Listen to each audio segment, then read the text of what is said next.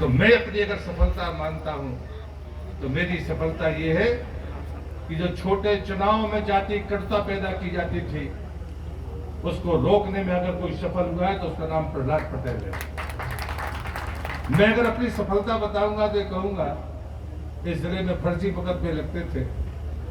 मेरे आने के बाद मंच पर बैठा व्यक्ति हो या सामने बैठा हुआ व्यक्ति हो, उसे स्वीकार करना पड़ेगा कि फर्जी मुकदमे की परंपरा इस जिले से समाप्त हो गई है। मेरी सफलता अगर कोई मैं कहूंगा तो मैं ये कहूंगा कि आज जातिगत लोगों को लाइसेंस नहीं मिलते थे बंदूकों के, वो तमाम, मैं उनके नाम लेना नहीं चाहता, उनके नेता मंच पर बैठे, मेरे सांसद बनने के बाद उनको भी बंदूक का लाइसेंस का हक बामुश्किल प्राप्त हुआ। ये सच्चाई है। कहा जा रहा है कि कोई चुनाव जीत जाएगा तो दूसरे का भविष्य खत्म हो जाएगा। फिर तो किसी का भविष्य किसी के जीतने हारने से खत्म नहीं होता। अगर भविष्य खत्म होगा तो भारतीय जनता पार्टी के परिणाम से होगा। अगर भारतीय जनता पार्टी का परिणाम विपरीत जाएगा तो क्षेत्र का भी होगा और कुछ व्यक्तियों का भी भविष्य खत्म होगा। ये बात आप बात कर सकते। ये बात कहने में कड़वी लगेगी, सुनने में भी कड़वी लगेगी, लेकिन हमको तय करना पड़ेगा। विकास की चर्चा नहीं, विचार की चर्चा नहीं, छल और कपट की चर्चा होगी, प्रपंच की चर्चा होगी। मुझे लगता है अगर हिम्मत है तो सामने बात पीछे है, लेकिन पीठ पर वार करना बहादुरी नहीं है। अगर है तो दो दो हाथ होना चाहिए।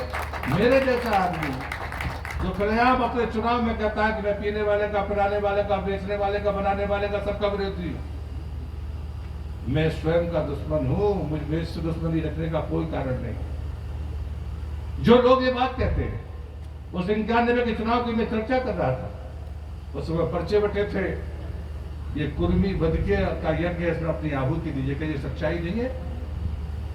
आज पर्चे नहीं बटे हैं लेकिन बातें तो बट रही हैं, ये बात तो सच है।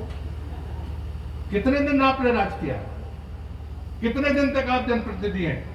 हमारे बात में उंगलियों पर गिनने वाले नेता है। हमारा सौभाग्य है कि आदरणीय सिंधिया जी आज हमारे नेता हैं और समय है हमारे पास जब देश की राजनीति पलटेगी, दिशा को देखेगी, तो समय का इंतजार करिए। मैं एक उदाहरण देता हूं। कृष्ण पैदा हुए थे तो उनके मारने के भरसक टोकने हुए थे, तो किस रूप में आया था छल, भ्रम किस रूप में आया था? पूतना के रूप में आया। बहुत सारी पूतनाएं इस चुनाव में काम कर रही हैं, वो बनकर मां बनकर आई हैं, लेकिन मारने के लिए आई है। वो मां नहीं हो सकती है, वो मारने के लिए आई है। ये जातियों का जहर, इसे रोकना होगा।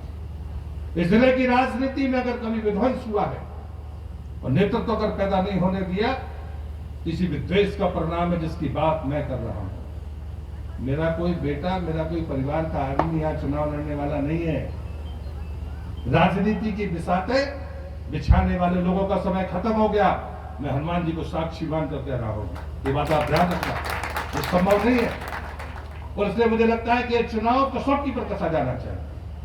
विकास की कसौटी पर कसिए, हमने कोई गलती की है तो जरूर सजा दीजिए, लेकिन प्रहलाद पटेल को दीजिए।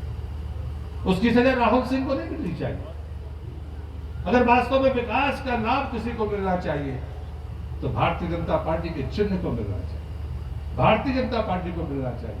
ये चुनाव राहुल सिंह नहीं लड़ रहे हैं, ये चुनाव भारतीय जनता पार्टी लड़ रही है। जब आपने 2018 में जयंत मलैया को चुनाव हराया था तो फिर क्यों हराया था? जरा इसका भी जवाब दीजिए, कौन जिम्मेदार था? और मुझे लगता है कि ये चीजें हमें सोचनी होगी। उसके बाद में 1.5 साल के बाद जब आप परेशान हुए और उसके बाद में एक अवसर जनता ने तो हरा दिया था।